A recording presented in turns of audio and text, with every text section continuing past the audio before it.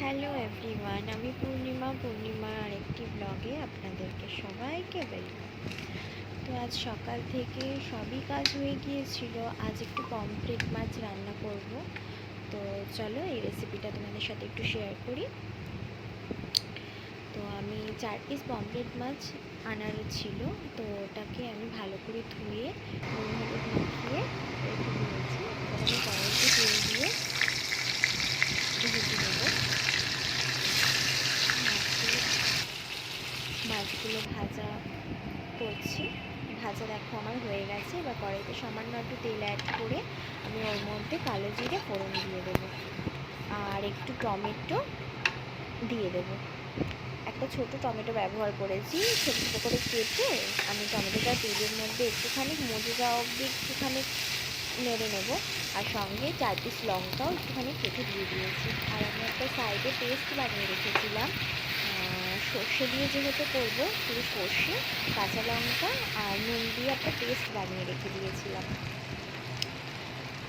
সর্ষে পেস্টটাকে বেশি তেলের মধ্যে না নাড়াই ভালো, কারণ তিতো হয়ে যায়। তার জন্য অল্প সামান্য নেড়ে একটু হলুদ দিয়ে নাড়াচাড়া করে একটু দেখো তেল তেল টাইপের একটুখানি যখন বেরিয়ে এসছে, আমি ওর মধ্যে জল দিয়ে দিয়েছি।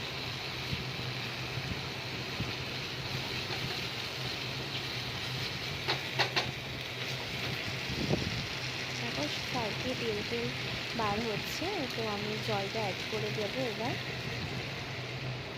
ফিশের বাটিটা ধুয়ে আমি জলটা অ্যাড করে দিলাম। জল একটু কম হয়েছে, পরে আমি জলটা আরেকটু অ্যাড করেছি, কারণ একটু সামান্য গা মাখাই রাখবো, তবে একটু ঝোলটা তো হতে হবে না, এর জন্য। তো ঝোলটা ফুটে উঠেছে, এবার আমি মাছগুলো একে একে ছেড়ে দেবো ঝোলের মধ্যে। ঝোল ফোটার আগে যদি মাছটা দিয়ে দিতাম তাহলে মাছটা ভেঙে যেত, কারণ পমফ্রেট মাছ খুব নরম হয়, তার জন্য। তো ফুটে গেছে, এবার আমার পমফ্রেট মাছ সবকটা দেওয়া হয়ে গেছে। আমি নুন ঝাল সমস্ত কিছু টেস্ট করে নিয়েছিলাম, সমস্ত কিছু ঠিক আছে। এবার আমার পমফ্রেট মাছটা পুরো রেডি। এই দেখো কালার এমন এসছে। ওপর দিয়ে একটু সর্ষে তেল দিয়ে আর দুটো লঙ্কা দিয়ে পরিবেশন করেছিলাম।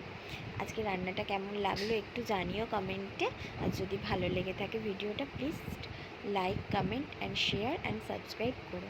আবার নতুন ভিডিও নিয়ে কাল আবার আসবো। ততক্ষণের জন্য টাটা।